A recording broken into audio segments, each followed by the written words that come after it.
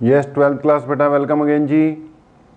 तो बेटा alternating current हमने स्टार्ट किया, कुछ बातें हो पाई, टाइम काफ़ी लग गया लेकिन बातें कुछ ही हो पाई। तो कुछ बेसिक्स हमने बेटा किए थे। आज थोड़ा आगे बढ़ते हुए, तो लास्ट टाइम जो हमने किया यार वो इतना तो कर लिया कि व्हाट इज ऑल्टरनेटिंग करंट। इसकी डेफिनेशन हो गई, वो करंट जो अपनी डायरेक्शन को रेगुलर इंटरवल ऑफ टाइम के बाद रिवर्स करता है और जो कंटिन्यूसली वेरी करता रहता है। ओके जी, तो उसके हिसाब से हमने बोला यार ये कोई भी ऑल्टरनेटिंग करंट है, ठीक है जी। अब इसको ये साइन का ग्राफ बना दिया मैंने, कल बात हुई है अपनी, कॉस के ग्राफ से भी रिप्रेजेंट किया जा सकता है, इधर अल्टरनेटिंग करंट, इधर टाइम। अगर बेटा करंट अल्टरनेटिंग होगा तो करस्पॉन्डिंग वोल्टेज भी अल्टरनेटिंग होगी, तो ये अल्टरनेटिंग वोल्टेज भी हो सकती है। इधर तो क्या रहेगा, टाइम रहेगा। ये साइन में रिप्रेजेंट किया है। वोल्टेज जो है अगर करंट साइन में है, साइन वाले ग्राफ से रिप्रेजेंट किया है, और साइन की इक्वेशन यूज की है। ये भी अपनी बात हो गई कि I is equal to I naught sine omega t. अब बेटा इस एक्सप्रेशन में I is instantaneous value, I naught is peak value और current amplitude, omega angular frequency है, और इसके अंदर फ्रीक्वेंसी छुपी हुई है। कल इतनी बातें हो गई है। तो कोई भी अल्टरनेटिंग करंट होगा तो उसके करस्पॉन्डिंग अल्टरनेटिंग वोल्टेज भी होगी। अल्टरनेटिंग वोल्टेज को बेटा हम E से डिनोट करेंगे, is equal to E naught sine omega T. हमने बोला था अगर करंट साइन में बनाया है तो वोल्टेज साइन में भी हो सकती है, कॉस में भी हो सकती है, वो हम देखेंगे आगे। लेकिन चलो अभी बेसिक बात की, ये अल्टरनेटिंग करंट, ये अल्टरनेटिंग वोल्टेज, फ्रीक्वेंसी दोनों की सेम होगी, इनकी वैल्यूज तो फिर अपनी अपनी होंगी, इंस्टेंटेनियस वैल्यूज भी अपनी अपनी होंगी। तो इतनी बात बेटा जी अपनी हो गई। कोई भी अल्टरनेटिंग करंट होगा तो उसकी अपनी एक बेटा जी इंस्टेंटेनियस वैल्यू होगी जो हर पल चेंज होती रहती है, एक पीक वैल्यू होगी और एक उसकी फ्रीक्वेंसी होगी या वोल्टेज होगी। तो उसकी इंस्टेंटेनियस वैल्यू, पीक वैल्यू और उसकी फ्रीक्वेंसी होगी। ओके, तो एक पीक वैल्यू, एक इसकी फ्रीक्वेंसी, ऐसी इसकी एक पीक वैल्यू और एक क्या होनी चाहिए इसकी फ्रीक्वेंसी। बाकी आपको पता ही है, ये पीक वैल्यूज हैं, यहां से यहां तक पहुंच जाए तो हम कहेंगे एसी का एक साइकिल क्या हो गया, कंप्लीट हो गया। यहां से यहां तक के टाइम को टाइम पीरियड बोलेंगे। तो ये सब बातें बेटा हो गई अपनी। अब पॉइंट ये है कि अगर मुझे एसी वोल्टेज या एसी करंट किसी को बताना है तो कल भी अपनी बात हुई यार, क्या बताऊं उसको कि इतनी वोल्टेज आ रही है, जैसे हम घर पे बताते हैं कि यार 220 वोल्ट आ रही है। अब बेटा 220 वोल्ट पीक नहीं है, इंस्टेंटेनियस भी नहीं है, वो एक एवरेज सी वैल्यू है।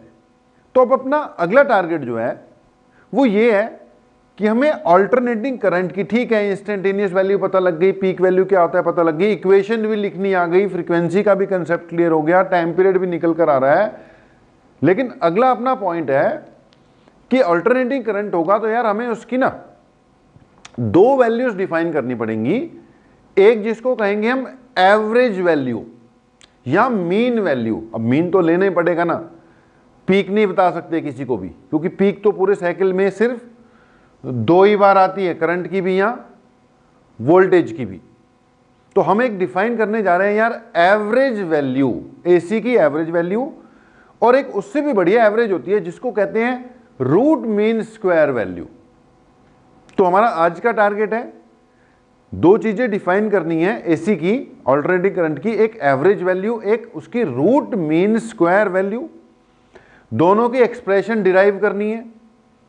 डिराइव करना एग्जाम में आने के चांसेस कम, फिर भी हम करेंगे, आ भी सकता है, लेकिन जो एंड रिजल्ट आएंगे ना बेटा, एंड रिजल्ट में न्यूमेरिकल्स ये लगा लो वो आ सकते हैं या वो आते रहते हैं। इंपॉर्टेंट है, मतलब ये जो आज के रिजल्ट्स निकलेंगे उनके जो फार्मूलाज आएंगे लास्ट में उस पे बेस्ड यार न्यूमेरिकल्स आएंगे आपको, वो बहुत इंपॉर्टेंट होंगे, बड़े इजी लेवल के होंगे, बड़े इंपॉर्टेंट होंगे। तो दो टारगेट मैंने बोला, एक डिफाइन करने जा रहे हैं और डिराइव करने जा रहे हैं average value of alternating current, और दूसरा डिफाइन करने जा रहे हैं root mean square value of current. Definitions थोड़ी सी अजीब सी रहेंगी, लेकिन अब कर लेना भाई याद, समझाने की कोशिश करेंगे, एंड रिजल्ट खैर याद हो जाएगा तुम्हें। उसके अलावा बेटा थोड़ी इंटीग्रेशन का यूज होगा, इंटीग्रेशन डिफरेंशिएशन मैंने बोला था इस चैप्टर में अच्छी यूज हो जाएगी। कल भी कुछ नए पॉइंट्स बताए थे स्पेशली फॉर मेडिकल स्टूडेंट्स, अपना साइड पे नोट करके रख लिया करो।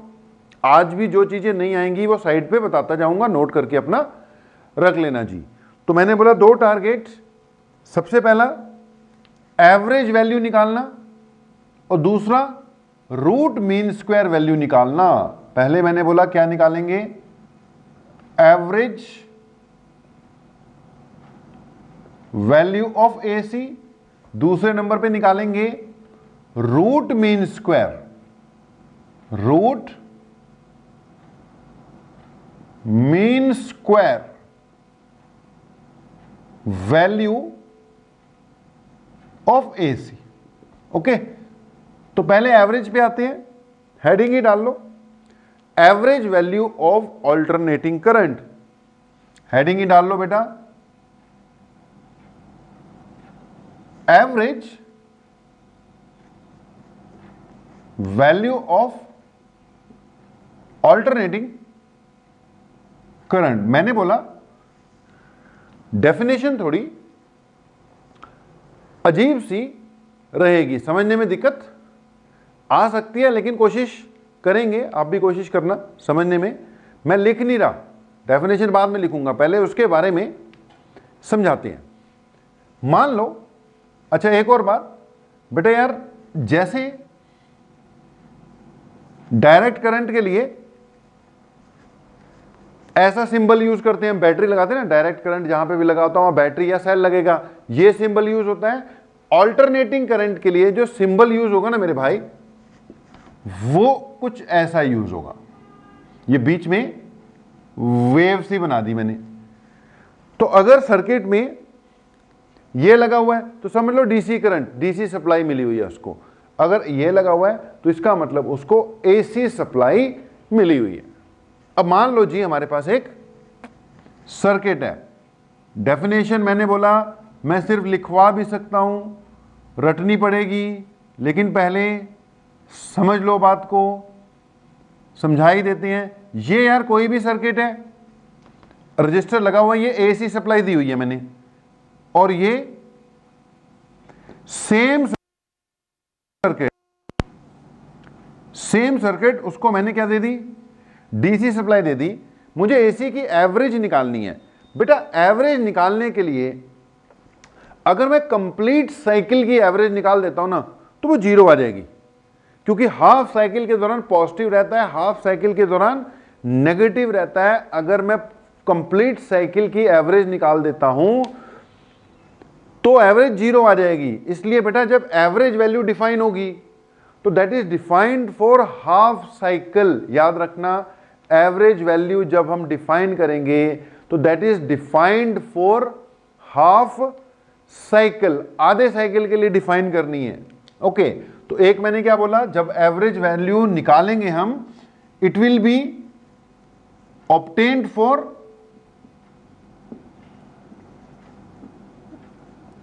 हाफ साइकिल, यानी जीरो से लेकर टी नहीं, जीरो से लेकर टी बाय 2 तक की बात करनी है। पहली बात तो ये समझो, फुल साइकिल की एवरेज क्या आ जाएगी, जीरो आ जाएगी।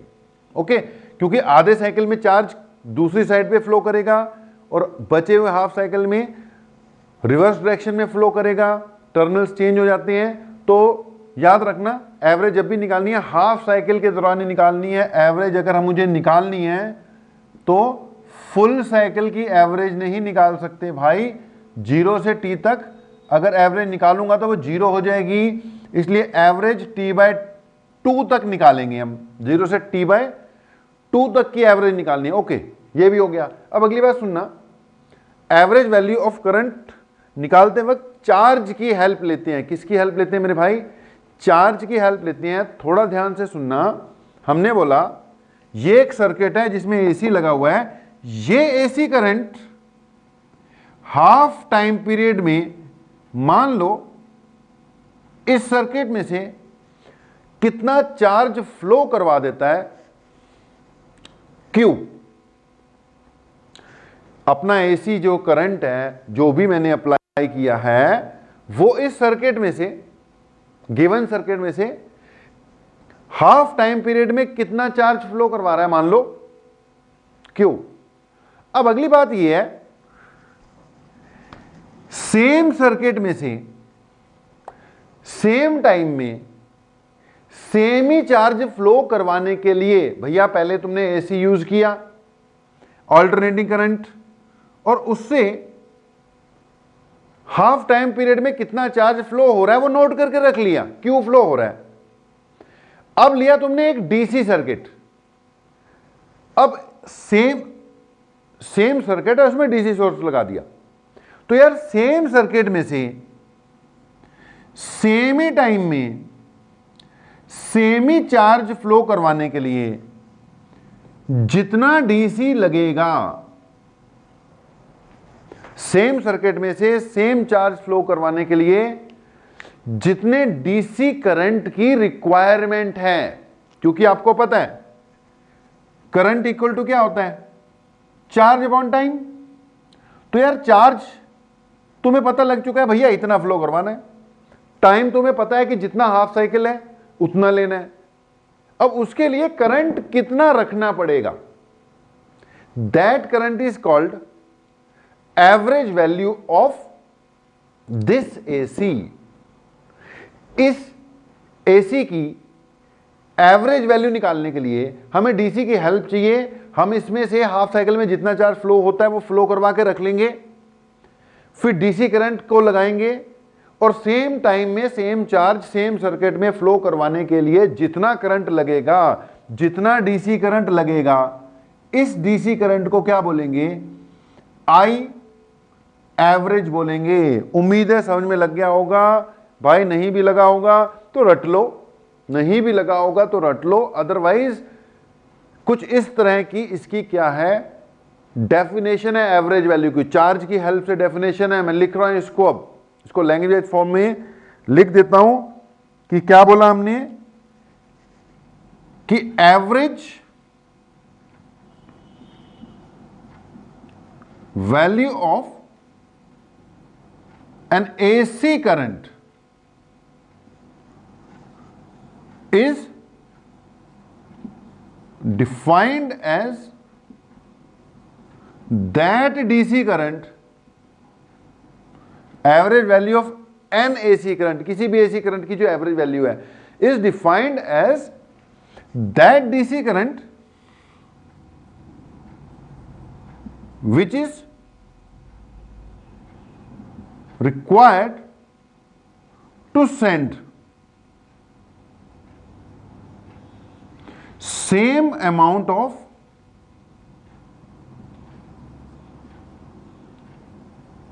charge through a circuit, to send same amount of charge through a circuit which is sent by the लगेगा AC current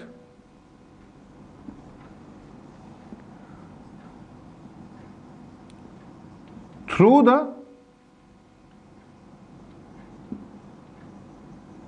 same circuit in its half time period.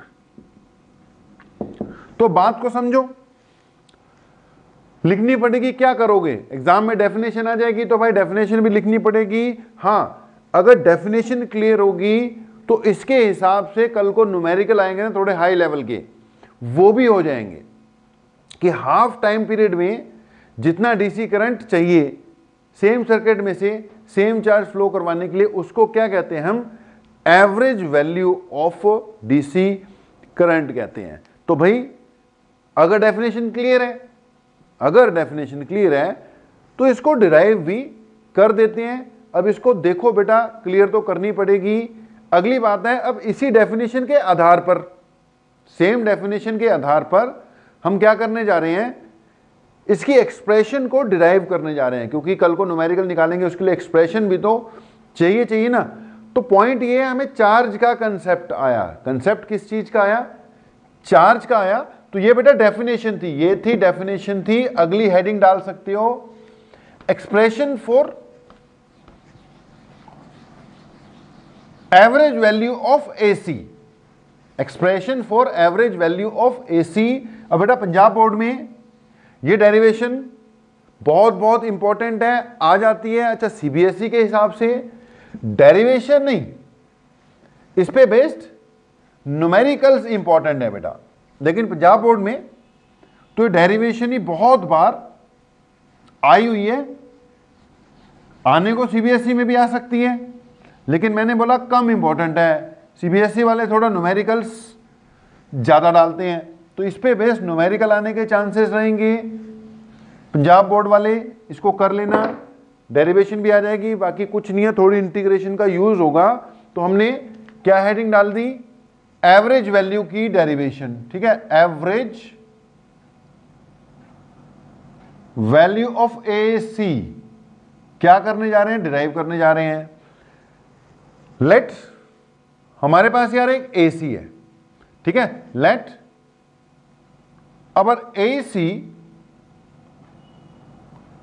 Current has time period equal to T. ठीक है जी, अपना जो AC current है उसका time period मान लो क्या है, कैपिटल टी है जी। अब आपको पता है कि जो करंट है बेटा जी वो होता है D Q by D T. अब यहां से डी क्यू इक्वल टू क्या आ गया, आई इंटू डी टी। अब अपना जो एसी है उसका टाइम पीरियड टी है और उसकी जो इंस्टेंटेनियस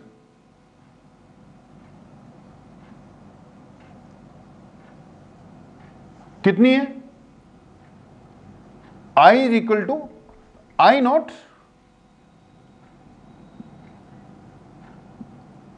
साइन ओमेगा टी। ठीक है, अब इतना तो पता है कि अपना जो इंस्टेंटेनियस वैल्यू है I naught sine omega t है, जिसमें आई नॉट उसकी पीक वैल्यू है, ओमेगा उसकी फ्रीक्वेंसी है। अब ये तो रट ही लो ना। अब d Q equal to I d t के हिसाब से d Q equal to I की जगह क्या लिख दूंगा, I naught sine omega t into d T.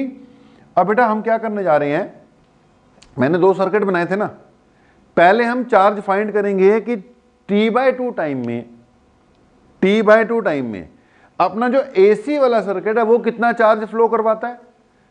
अब सेम चार्ज फ्लो करवाने के लिए कितना डीसी करंट चाहिए, बाद में डीसी की बात कर लेंगे, दोनों को मिला देंगे अपने आप ही हो जाएगा। पहले तो एसी है भैया, एसी 0 से T/2 में कितना चार्ज फ्लो करवा रहा है वो चेक करना है। इसलिए हमने एसी करंट को यूज किया। बस कुछ ना करो, वैल्यू पुट करते जाओ, D Q equal to I naught sine omega T D T. Both side बेटा मैंने इंटीग्रेट कर दिया, तो ये बन गया integration of D Q integration of I naught sine omega T D T 0 से T/2, 0 से लेकर T/2 लगेगा जी, लग गया। अब थोड़ा सा ध्यान देना, अगले स्टेप में इंटीग्रेशन ऑफ डी क्यू तो हो गई Q equal to I naught constant है, ये बनी integration of sine omega T with respect to T 0 से लेकर t/2। ओके, ध्यान देना, sine theta integration minus cos theta, sine theta की इंटीग्रेशन माइनस कॉस थीटा। तो भाई साइन थीटा की इंटीग्रेशन होती है, साइड पे लिख रहा हूं, माइनस कॉस थीटा। लेकिन अगर बेटा जो थीटा है उसके साथ भी कुछ लगा हो, अगर तो अकेला थीटा हो, ठीक है, बात खत्म होगी, साइन थीटा की इंटीग्रेशन कर दी तुमने माइनस कॉस थीटा। लेकिन अगर इसके साथ कोई कांस्टेंट भी लगा हो, जैसे ये साइन 2 थीटा होता, अब बेटा जी इसकी इंटीग्रेशन होती माइनस कॉस 2 थीटा, जो भी एंगल है वो तो आएगा ही आएगा। मगर अगर तो सिर्फ ये थीटा है और इसके साथ 1 लगा हुआ है, जैसे थीटा के साथ 1 है ना, अगर ये सिर्फ थीटा है और इसके साथ सिर्फ 1 ही लगा है, मान लो कुछ नहीं लगा, तो ऐसे ही आ जाएगा। लेकिन बेटा अगर ये 2 थीटा है, अब 2 थीटा की इंटीग्रेशन 2 थीटा तो आनी है, 2 थीटा की इंटीग्रेशन 2 थीटा तो आनी है। लेकिन बेटा इस पार्ट की डिफरेंशिएशन करनी पड़ेगी विद रिस्पेक्ट टू थीटा। जैसे 2 थीटा की डिफरेंशिएशन करूंगा विद रिस्पेक्ट टू थीटा तो 2 आएगा, तो इसको नीचे 2 से डिवाइड भी करना होगा। अब फिर वही बात, मेडिकल स्टूडेंट्स प्लीज जो भी चीजें नहीं बता रहा हूं भाई इंटीग्रेशन वाली, अपना साइड पे नोट करते रहो, काम आएंगी बहुत। ओके जी, तो अगर यहां पे 2 थीटा है, सिंपल सी कहानी है यार, अगर थीटा के साथ कोई कांस्टेंट लगा हो ना, तो जब इंटीग्रेशन करोगे तो उससे डिवाइड जरूर करना है। अब इसमें इस चीज का यूज होना ही होना है पूरे चैप्टर में, एंड तक इतनी इंटीग्रेशन सीखनी पड़ेगी।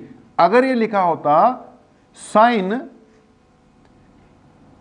3 थीटा, तो यार ये होता माइनस कॉस 3 थीटा, के नीचे 3 तो लगाना ही पड़ता ना।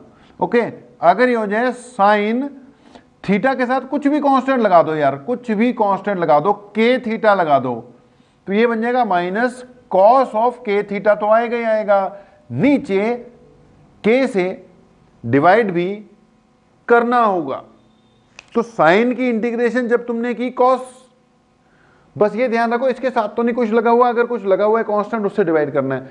कॉस की इंटीग्रेशन करोगे साइन, तो उसमें भी ध्यान रखना है उसके थीटा के साथ तो नहीं कुछ लगा हुआ, उससे डिवाइड करना पड़ेगा। अब आ जाओ अपने पॉइंट पर, क्यों इतनी बातें कर रहा हूं। साइन ओमेगा टी है, अब बेटा जी आई नोट तो कांस्टेंट था, साइन ओमेगा टी की इंटीग्रेशन होगी माइनस कॉस ओमेगा टी, वो तो आना ही था। मगर यहां पर integration with respect to T हुई है, जैसे उधर integration with respect to theta हो रही थी। अब यहां पर विद रिस्पेक्ट टू थीटा हुई, ठीक है, 2 थीटा का 2 थीटा आएगा, लेकिन साथ में 2 से डिवाइड किया ना। अब यहां पे भाई ओमेगा है, इसको ओमेगा से डिवाइड भी करना होगा। लिमिट 0 से t/2 है। ओके, थोड़ा सा सॉल्व करो, q इक्वल टू माइनस बाहर है, आई नोट भी बाहर है, ओमेगा भी बाहर है, कांस्टेंट है ना। एक बार इसकी अपर लिमिट लगाते होते हैं, एक बार इसकी लोअर लिमिट लगाते होते हैं। माइनस तो बाहर रखा था, upper limit cos of omega, upper limit t की जगह t/2 और लोअर लिमिट t की जगह 0, तो 0 ने सबको किया 0, तो ये हो गया कॉस 0। अब ध्यान से सुनना, q equal to minus I naught by omega, यहां पर कॉस ओमेगा होता है 2π/t, ये हो गया t/2, ये हो गया माइनस कॉस 0। कॉस 0 कितना होता है, 1 होता है। ये t से t कटा, 2 से 2 कटा, बच गया कॉस पाई। अब कॉस पाई यानी कॉस 180 डिग्री, कॉस 180 डिग्री होता है -1, ये हुआ -1, ये भी है -1, तो आ गया -2, ब्रैकेट में आ गया -2, माइनस माइनस क्या हो गए, प्लस हो गए, तो बच गया 2I0/ओमेगा, यानी कि जो चार्ज आ गया वो कितना आ गया, 2I0/ओमेगा। ठीक है, it comes out to be equal to 2I0/ओमेगा, यानी it comes out to be 2 I naught omega होता है 2 पाई बाय टी, टी ऊपर चले गया, 2 pi by time period, T ऊपर चले गया, ये कट गया, तो Q equal to I naught capital T के नीचे pi, Q is equal to I naught capital T के नीचे पाई। इसको नोट करके रख लो, तो Q किसके इक्वल आ गया, I naught capital T divided by pi. अब ये क्या है यार, this is the charge which is sent by AC circuit in time t/2 time में AC सर्किट जो हमारा था उसने इतना चार्ज क्या कर दिया, सेंड कर दिया। अब डेफिनेशन के हिसाब से वो DC करंट, यानी अब हमें DC करंट की जरूरत पड़ेगी, that DC current which is required to send the same amount of charge through same circuit in same time, वो क्या हो जाएगा, अपना एवरेज वैल्यू ऑफ या mean value of this AC circuit हो जाएगी। फिर से सुनना कि जब ये AC से फ्लो करवाया था तो AC ने t/2 टाइम में कितना चार्ज फ्लो करवा दिया, I naught capital T by pi, ये फ्लो करवा दिया। ठीक है जी। अब हमने बोला सेम सर्किट में हमने DC करंट लगा दिया। अब DC करंट के लिए तो सिंपल सी कहानी, I equal to Q by T लगा दी मैंने। AC में I equal to Q by 2 नहीं लगा सकते, I equal to DQ by DT लगाई थी, क्योंकि वो हर पल चेंज होता है, हर पल क्या हो रहा था, चेंज होता रहता है ना, वहां पे I equal to DQ by DT। DC में हम लगा सकते हैं I is equal to Q by T, overall जितना चार्ज फ्लो होगा, जितना टाइम होगा। अब बेटा ये कौन सा वाला है, ये DC वाला है मेरे भाई, ये वो DC करंट है, IDC है ये। कितना चार्ज फ्लो करवाना है, यही वाला, कितने टाइम में, उसी टाइम में। अगर ये चार्ज इसी के इक्वल है तो इस DC को फिर हम क्या बोलेंगे, आई एवरेज बोलेंगे। यानी अगर चार्ज सेम ही फ्लो करवाएगा, I naught into t divided by pi वाला, ऊपर I naught into t divided by pi, ये बेटा चार्ज की वैल्यू पुट कर दी, और नीचे क्या है, t/2, ये t नीचे और 2 ऊपर चले गया, तो इस करंट को क्या बोलूंगा मैं, एवरेज वैल्यू ऑफ AC बोलूंगा। ठीक है जी। ये वो DC करंट है, ये वो DC करंट है जो कि same amount of charge t/2 time में सेम ही सर्किट में से फ्लो करवाने के लिए यूज हो रहा है, जितना कि हमारे AC ने करवाया था। तो बाय डेफिनेशन बेटा ये रिजल्ट आ गया, T से T कैंसिल कर दो, इससे I एवरेज कितनी आ गई मेरे भाई, 2 बाय पाई I नॉट आ गई। यानी I average comes out to be equal to 2 divided by pi into I naught, यानी एवरेज वैल्यू यार in terms of I naught हमने निकाल ली। यही एक्सप्रेशन है, यही हमने यूज करनी है, यही हमारे काम आनी है। तो ये वो DC करंट है भाई जो कि सेम टाइम यानी t/2 में सेम चार्ज फ्लो करवाने के काम में आएगा। इसको अब से हम आई एवरेज बोलेंगे या आई मीन बोलेंगे, इसको आई एवरेज या आई मीन भी बोलते हैं, 2 by pi I not. Okay, याद रखना भाई, बड़ी इंपॉर्टेंट बात है। अब अगर थोड़ा सा इसको सॉल्व कर लूं, ये 2 है और पाई की वैल्यू पता है तुम्हें 3.14 होती है। अगर इसको थोड़ा सा सॉल्व करते हैं तो 0.637 आ जाएगा। 2 डिवाइडेड बाय 3.14 करके देख लेना, तो 1 से तो कम ही आना था, तो ये 0.637 आई नोट आ जाएगा। यानी जो एवरेज वैल्यू होती है, एवरेज वैल्यू वो पीक वैल्यू की 63% के करीब होती है, अप्रोक्सीमेटली इक्वल टू 63%। तो एक नया रिजल्ट है, याद रखना। एवरेज वैल्यू कैसे निकालते हैं, 2 by pi into I naught, 2/π divided by I naught. Similarly बेटा, सिमिलरली अभी करंट की एवरेज वैल्यू निकाली है ना, वोल्टेज की भी एवरेज वैल्यू होगी। जो वोल्टेज की एवरेज वैल्यू है या मीन वैल्यू है, it is again 2/π times of E naught. Simple, आपने करंट की निकालनी है बाय डेफिनेशन, वोल्टेज की जनरलाइज कर देनी है। जैसे करंट की 2/π आई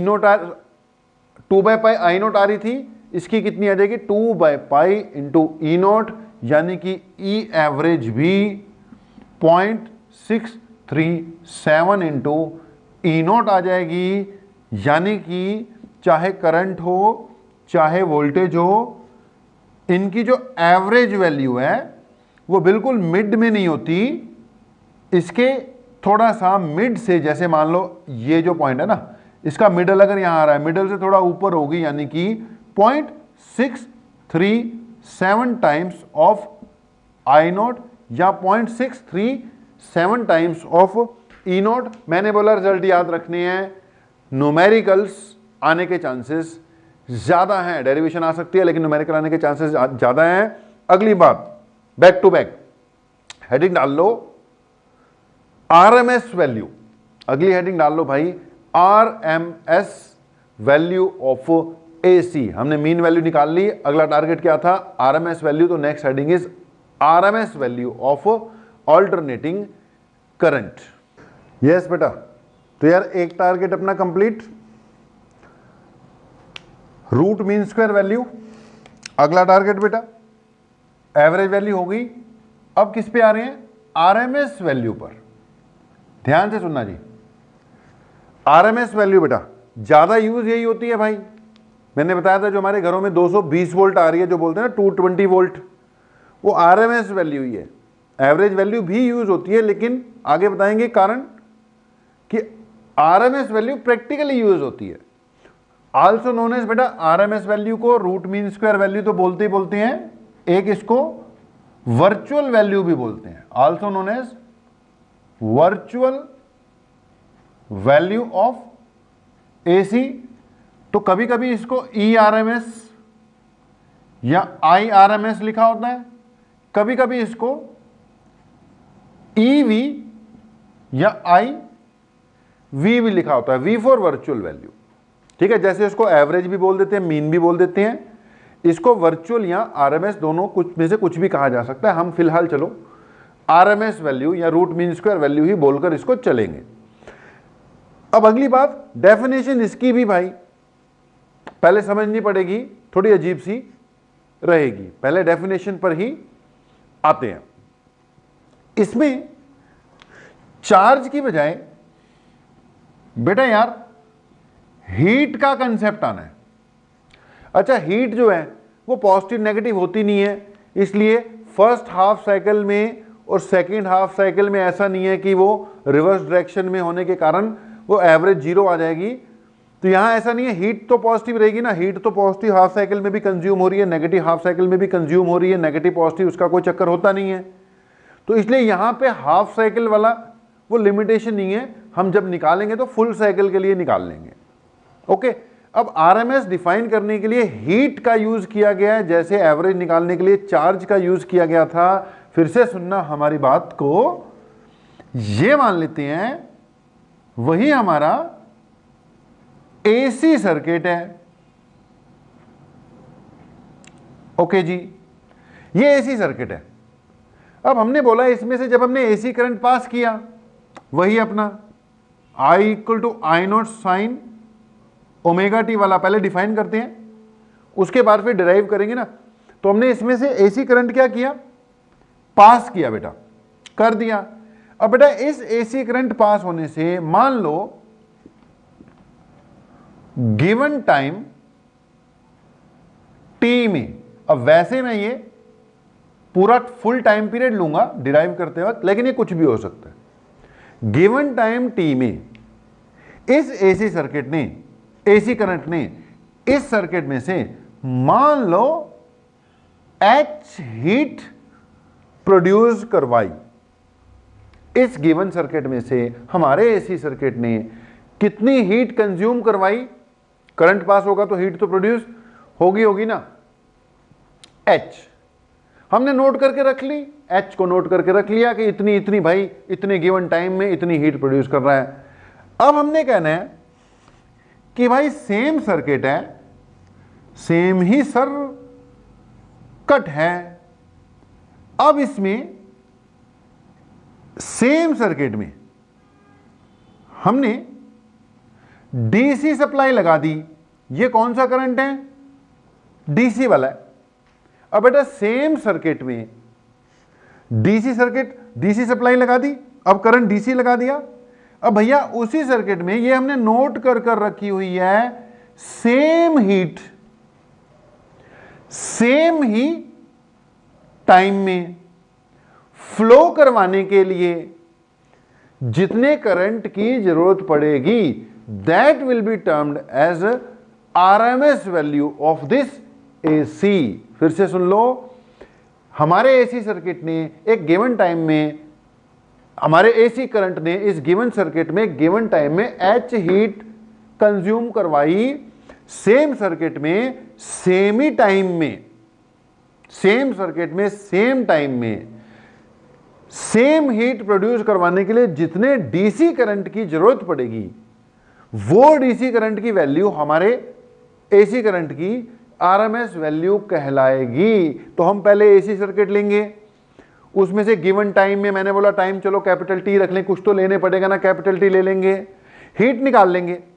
अब सेम हीट प्रोड्यूस कराने के लिए डीसी सर्किट में कितना करंट लगेगा वो हमारा average value sorry RMS value हो जाएगी। तो दोनों को इक्वेट वगैरह कर देंगे, वहां से रिजल्ट आएगा जैसे पिछली बार निकाला था। लेकिन एक बार पिछली बार की तरह डेफिनेशन जरूर लिख देते हैं, नोट कर लेना, समझा मैंने पहले दी, नोट अब करवा देता हूं, कई बार आ जाती है। तो क्या है जी इसकी डेफिनेशन कि RMS value of an alternating current, क्या बोला जी, आरएमएस वैल्यू यानी मीन वैल्यू, मीन नहीं वर्चुअल वैल्यू, सॉरी भाई, आरएमएस वैल्यू या virtual value of an alternating current is defined as the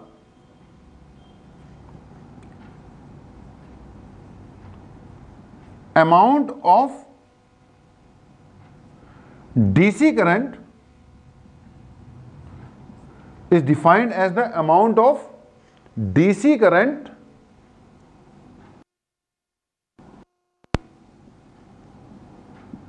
required to produce same amount of heat है भाई, same amount of heat through same circuit in same time which is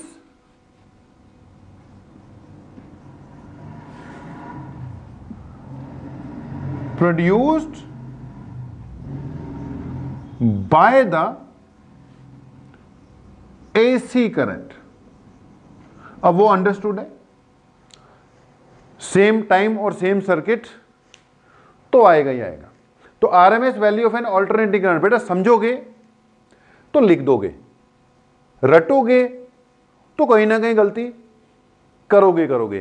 तभी मैंने पहले point को समझाया है, उसके बाद फिर लिखने वाले या डेफिनेशन वाली बात पे आए हैं। बाकी डेफिनेशन तो बुक्स में लिखी हुई है, वहां से देख के रट लो भाई। लेकिन अगर समझ के करोगे तो रटने की जरूरत नहीं पड़ेगी, अपने आप ही लिख दिया करोगे, कहानी बना के लिखा करो। पहले स्टोरी सुनो, स्टोरी को समझो और उसके बाद अपने आप अपनी लैंग्वेज में फिट कर दो। तो ये बेटा आरएमएस वैल्यू की क्या हो गई, डेफिनेशन हो गई। टाइम वेस्ट नहीं करते हैं, जल्दी से इसकी वैल्यू को डिराइव भी बेटा जी कर देते हैं। तो लिख लो भाई पहली लाइन, कि लेट हमारे पास एक ऑल्टरनेटिंग करंट है जिसका टाइम पीरियड कैपिटल टी है, क्योंकि हमने कैपिटल टी का या टाइम पीरियड का तो अब यहां पर यूज करना ही है ना बेटा। तो let us consider an alternating current having time period capital T and instantaneous value I. तो अपने पास बेटा जो एसी करंट है जो गिवन में है, it is I equal to I naught sine omega T, और टी क्या है जी, इसका टाइम पीरियड है। सारा खेल किसका है? हीट का। हीट से हमने शुरुआत करनी है, तो हमने पहले, फिर वही बात, ये हमारा गिवन सर्किट है, इसमें से अपना ये एसी ही पास किया यार।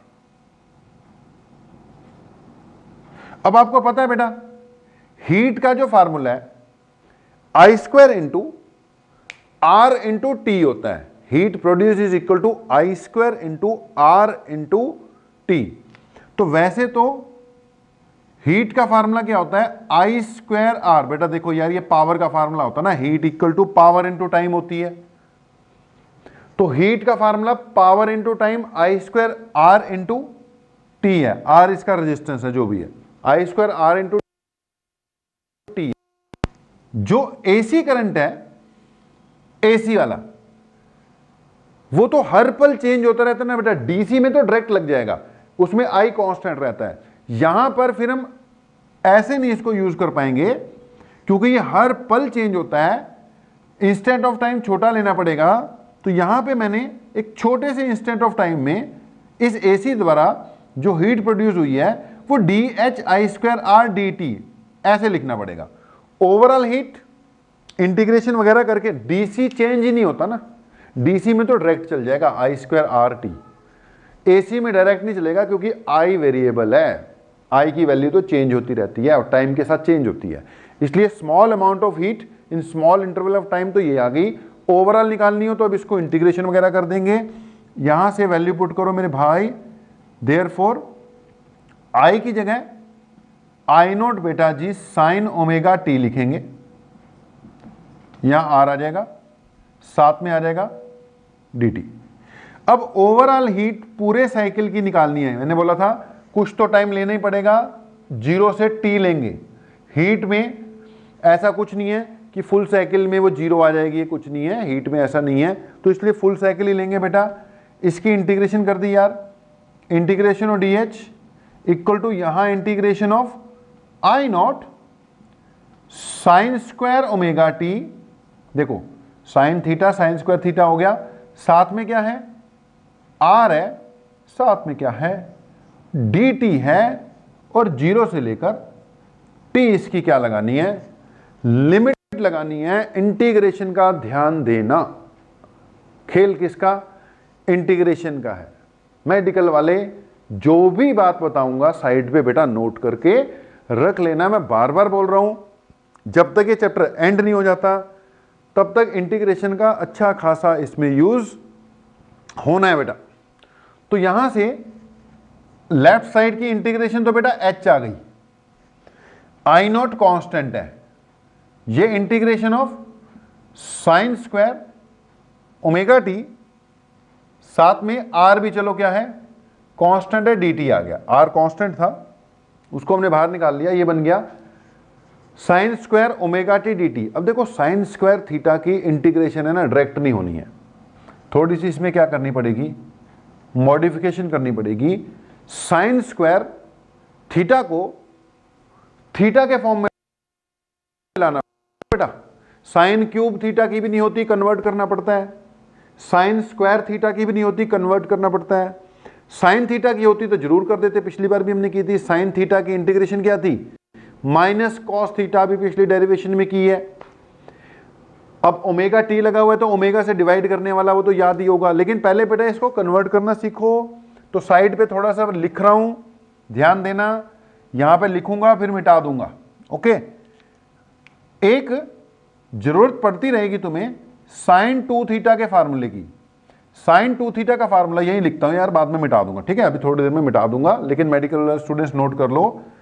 एक साइन 2 थीटा की बेटा जरूरत पड़ती रहेगी, sine 2 theta is equal to 2 sine theta cos theta. इसमें नहीं, वैसे मैं लिख रहा हूं, साइन 2 थीटा कॉस 2 थीटा दोनों के फार्मूले लिख रहा हूं। Okay, sine 2 theta equal to 2 sine theta cos theta होता है, और ऐसे ही कॉस 2 थीटा जो होता है इसका फार्मूला भी याद होना चाहिए, ये होता है बेटा cos square theta minus sine square theta. एक तो ये होता है कॉस 2 थीटा का, साइन 2 थीटा का 2 sine theta cos theta, cos 2 theta का cos square theta minus sine square theta, या आपको पता है बेटा कॉस स्क्वायर थीटा को, कॉस स्क्वायर थीटा को 1 माइनस साइन स्क्वायर थीटा लिखा जा सकता है। अगर इसको, अब इतना तो पता होगा, cos square theta is equal to 1 minus sine square theta, 10th वाली बात। अगर मैं इसको 1 माइनस साइन स्क्वायर थीटा लिख दूं तो बन जाएगा 1 माइनस 2 साइन स्क्वायर थीटा, ठीक है।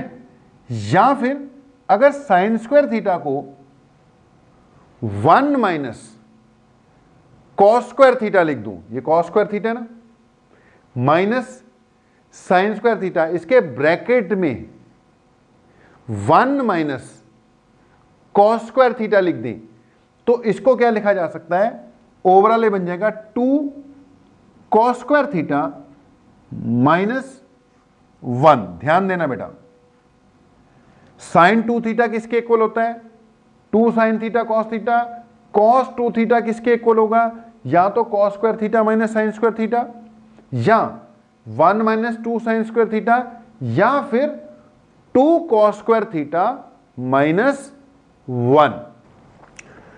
तो बेटा ये साइन 2 थीटा और कॉस 2 थीटा के फार्मूले आपको याद रखने हैं, ठीक है जी। ये मैंने एक बार बनाया बॉक्स, और साथ के साथ इसको अब मैं अपना नोट कर लिया होगा, मिटाने जा रहा हूं। ओके, इसको मैं मिटा दूंगा। अब यहां पे बेटा मुझे साइन स्क्वायर थीटा की जरूरत पड़ रही है, मैं ये वाला यूज करूंगा। अगर मैं cos 2 theta equal to 1 minus 2 sine square theta use करता हूं, तो ध्यान से देखना, यहां से देखो 2 साइन स्क्वायर थीटा इधर ले आओ, तो ये क्या बन गया, 2 साइन स्क्वायर थीटा इधर आ गया, ये उधर चले गया 1 माइनस कॉस 2 थीटा, यानी कि sine square theta is equal to 1 minus cos of 2 theta divided by 2।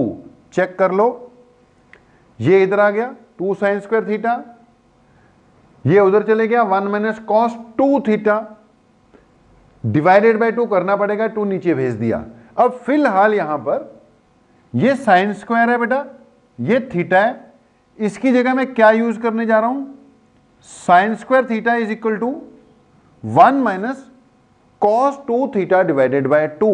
तो आप डायरेक्टली ये भी याद रख सकते हो, कहां से आया, मन में वहम रह जाता, मैंने सारी बातें बता दी, नॉन मेडिकल वालों को पता ही होगा, वो डायरेक्टली लिख सकते हैं। तो बेटा कभी हमें कॉस स्क्वायर थीटा की जरूरत पड़ जाएगी, अगर कॉस स्क्वायर थीटा की जरूरत पड़ती तो यहां से निकालता, वो होता कॉस 2 थीटा, ये इधर आके प्लस हो जाता cos 2 theta plus 1 divided by 2।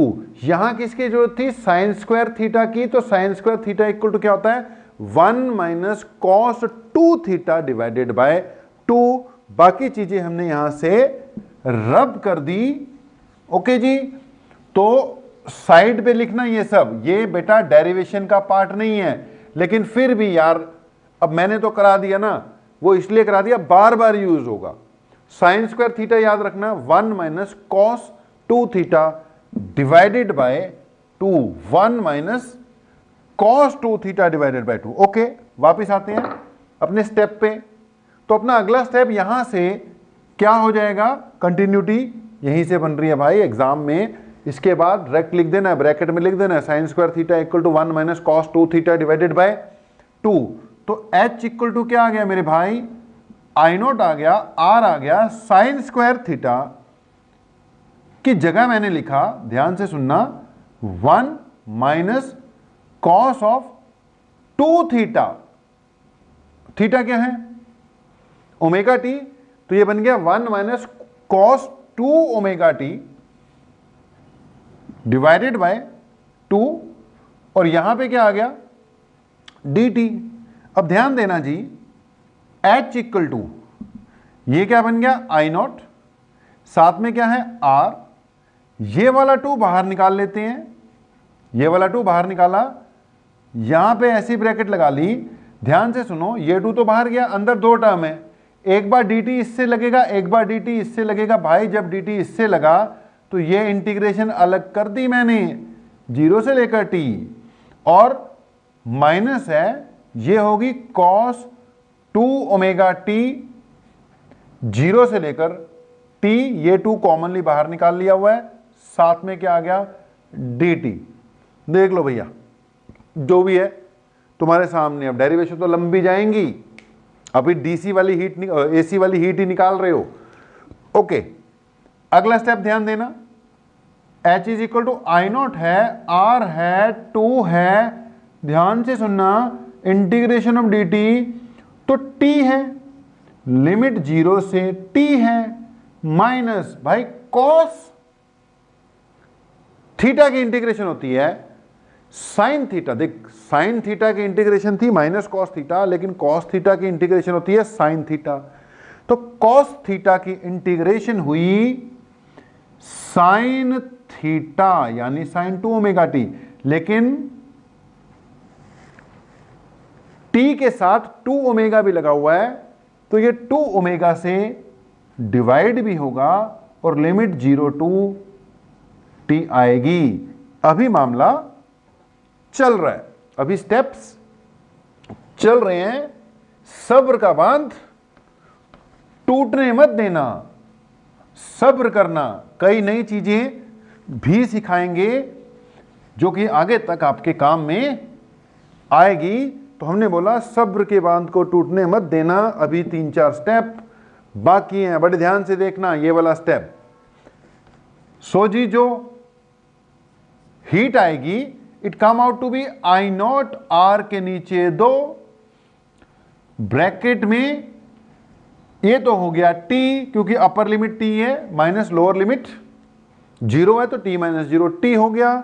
Okay, अब अगला देखो, अगले में ये माइनस है और यहां पे 2 ओमेगा है भाई, बिल्कुल है। अब ध्यान से सुनना, एक बार अपर लिमिट, तो ये बना साइन 2 ओमेगा के साथ में अपर लिमिट, माइनस एक बार लोअर लिमिट, तो ये बना साइन ऑफ लोअर लिमिट 0 है। ओके जी, तो उम्मीद है यहां तक कोई दिक्कत नहीं आई होगी। ओके, बाकी हम जगह को साफ करते चलते हैं ताकि क्लैरिटी बनी रहे, नहीं तो एक के ऊपर एक स्टेप चढ़ जाएंगे। ओके जी, ध्यान दो, H equal to I naught R के नीचे 2, यहां T है ही है, 2 ओमेगा भी है। भैया ध्यान देना, साइन ऑफ 2 ओमेगा की जगह 2 पाई बाय टी पुट कर दिया, T की जगह T ही है, साइन 0। साइन 0 क्या होता है? 0 ही होता है। ओके, अब अगले स्टेप में देखो, आई नॉट आर के नीचे 2 है, ये कैपिटल T है, ये 1/2 ओमेगा है। यार ये T से T कट गया, ये बन गया साइन 4 पाई, साइन की वैल्यू 4 पाई। भैया ध्यान देना, ये साइन का ग्राफ होता है, ये साइन 0 है, साइन 0 कितना होता है? 0। ये साइन पाई है, साइन पाई कितना होता है? 0।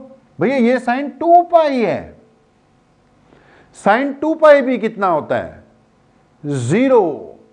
फिर यहां पर आगे साइन 3 पाई होगा, साइन 4 पाई होगा। भाई साइन पाई, साइन 2 पाई, 3 पाई, 4 पाई सब 0, तो साइन 4 पाई 0, तो ये क्या हो गया? 0 माइनस 0 0।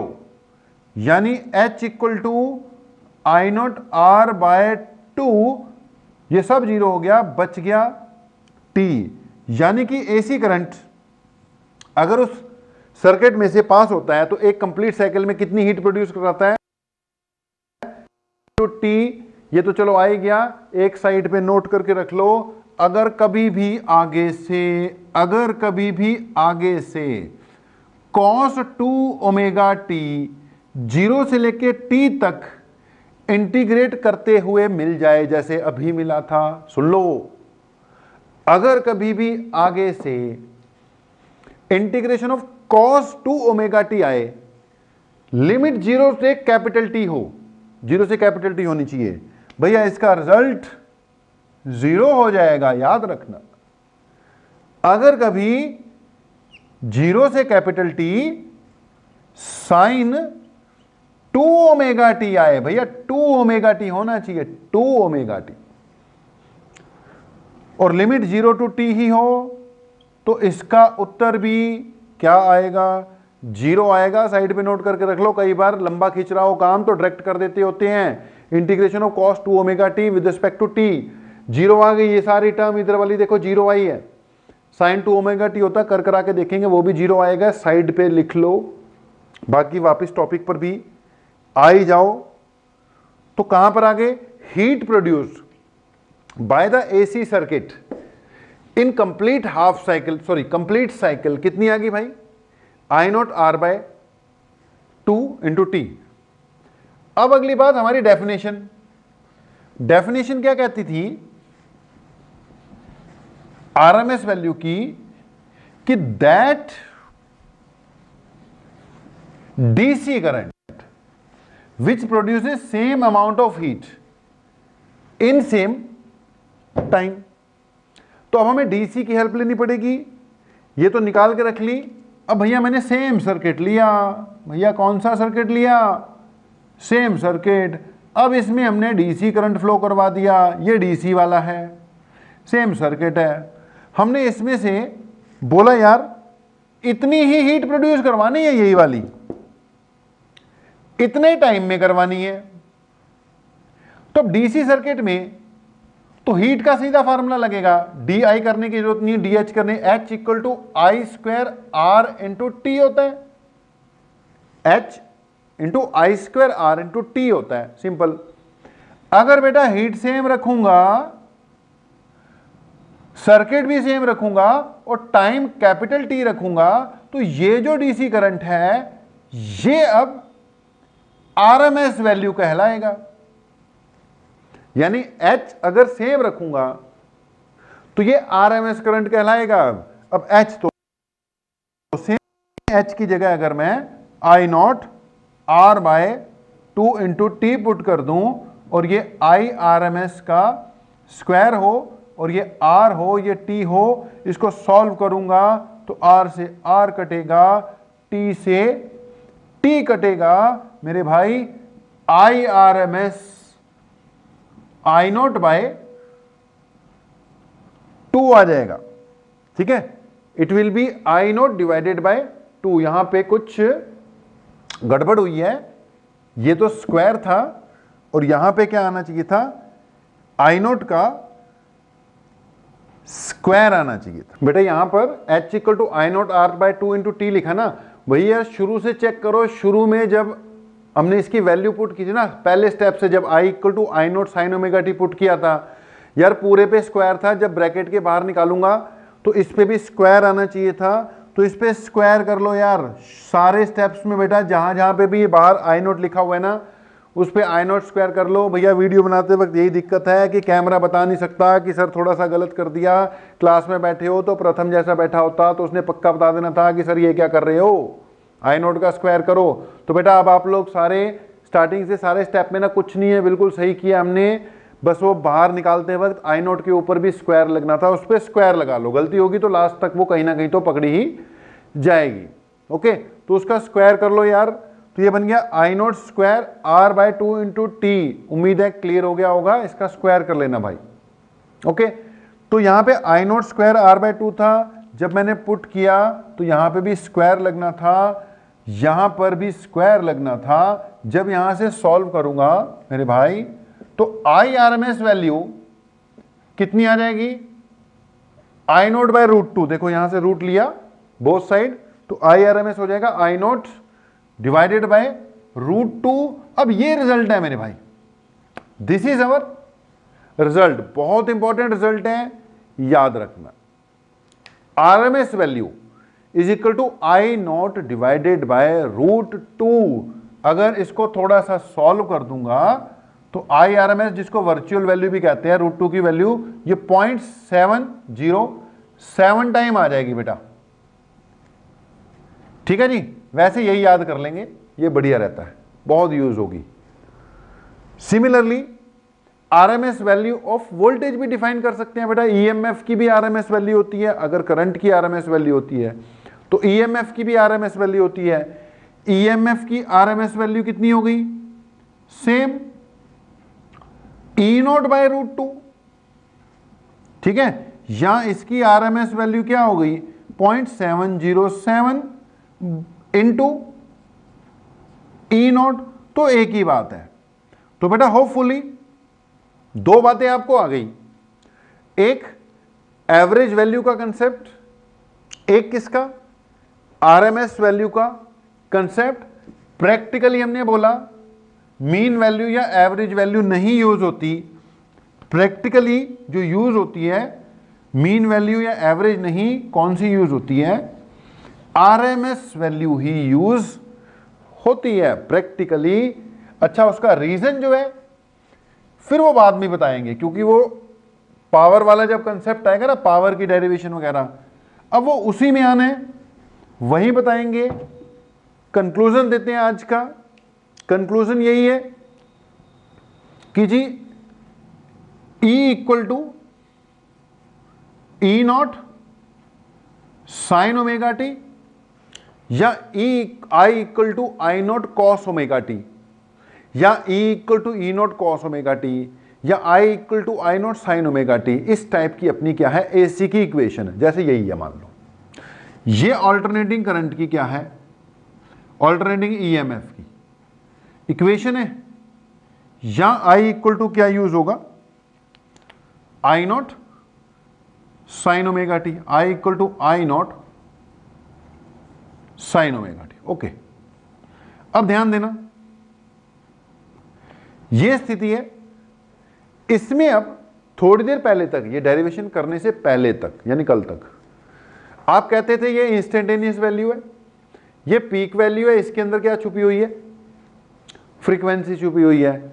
या ये इंस्टेंटेनियस वैल्यू है, ये पीक वैल्यू है, इसके अंदर क्या है, फ्रीक्वेंसी है। ठीक है, अब हमें यह भी पता है कि अगर हमें यह पता हो तो मैं इसकी एवरेज वैल्यू या मीन वैल्यू भी निकाल सकता हूं, मैं इसकी आरएमएस वैल्यू भी निकाल सकता हूं, मैं इसकी करंट की भी एवरेज या मीन वैल्यू भी निकाल सकता हूं, और इसकी आरएमएस वैल्यू भी निकाल सकता हूं।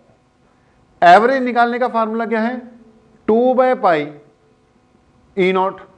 एवरेज का फार्मूला क्या है, 2/पाई आई नॉट। आई नॉट पता होना चाहिए, वो तो इक्वेशन से पता लग ही जाएगा। ठीक है जी, और आरएमएस निकालने के लिए E naught divided by root two, या I naught divided by root two. ठीक है जी, सिंपल, कुछ भी नहीं, सिंपल है। मैंने बोला था अगर आप पंजाब बोर्ड हो, पंजाब बोर्ड में हो, तो उसकी डेरिवेशन भी इंपॉर्टेंट है, न्यूमेरिकल तो खैर इंपॉर्टेंट है ही है।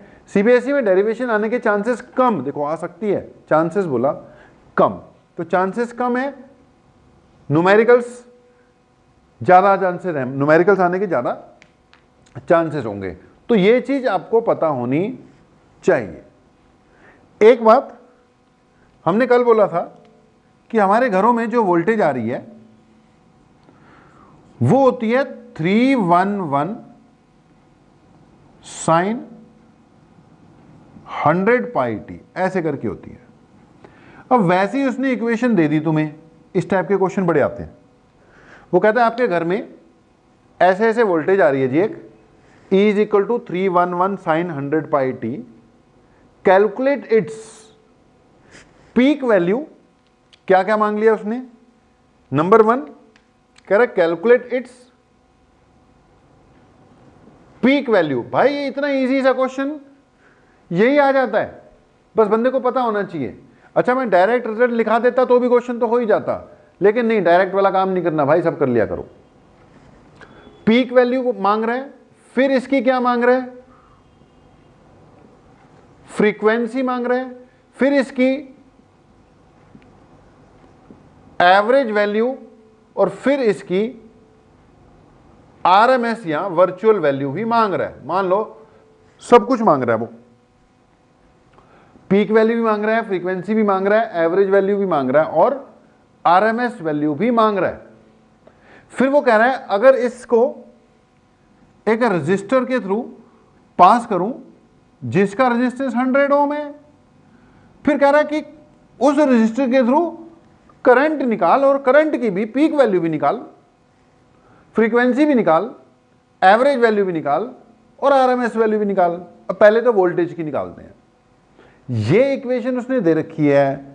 अगर मैं इस इक्वेशन को, वैसे तो मैंने बता ही दिया था, सबसे पहले इसके सामने ना इसकी स्टैंडर्ड इक्वेशन लिख लिया करो। मान लो हमने इसके सामने इसकी स्टैंडर्ड इक्वेशन लिख ली, 311 साइन 100 पाई टी दे रखी थी, इसके सामने इसकी स्टैंडर्ड इक्वेशन लिख ली, E naught sine omega T.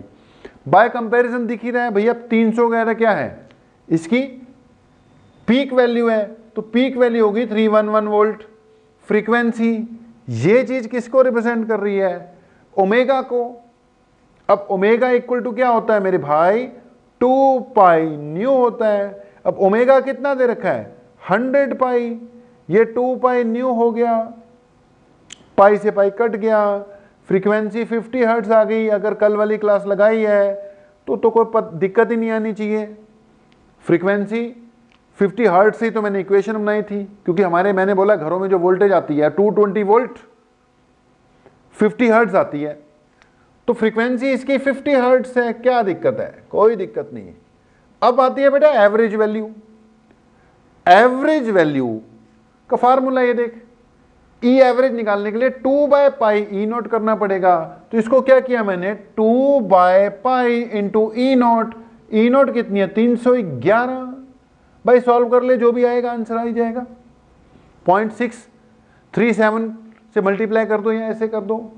ऐसे बेटा आरएमएस वैल्यू जो है, आरएमएस वैल्यू कितनी निकालोगे? ई नोट बाय √2। ई नोट कितनी है? 311 बाय √2। भाई इसको सॉल्व करेगा वो बता देता हूं, वो अप्रोक्सीमेटली कितना आएगा? 220 वोल्ट आएगा। यानी 220 वोल्ट जो आ रही है ना भाई, वो आरएमएस वैल्यू है। जो 220 वोल्ट हम बताते हैं ना किसी को भी कि भाई 220 वोल्ट आ रही है जी, 220 वोल्ट आ रही है, यही बतानी है।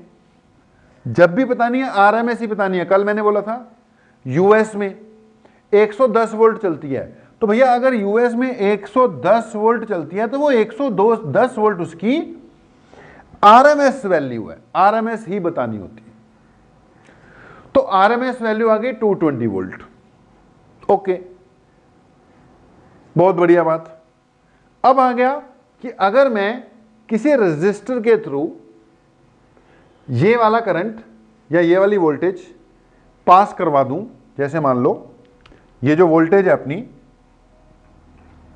इस 100 ओम के रेजिस्टर के अक्रॉस लगा दूं, ये जो एसी वोल्टेज है मेरी E equal to E naught sine omega t, अगर ये वाली वोल्टेज मैं किसी रेजिस्टर के अक्रॉस लगा दूं तो उसका करंट निकालना है। बेटा रेजिस्टर आगे चलकर हम पढ़ेंगे,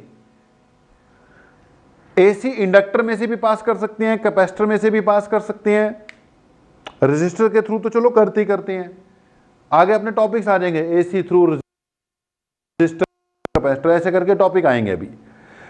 अब रेजिस्टर में तो बिल्कुल सिंपल, जैसे डीसी करंट रेजिस्टर्स के प्रति बिहेव करता है, बिल्कुल वैसे एसी करंट भी बिहेव करता है। कुछ नहीं करना, करंट निकालने के लिए voltage upon resistance, simple formula है। करंट इक्वल टू क्या होता है? Voltage upon resistance.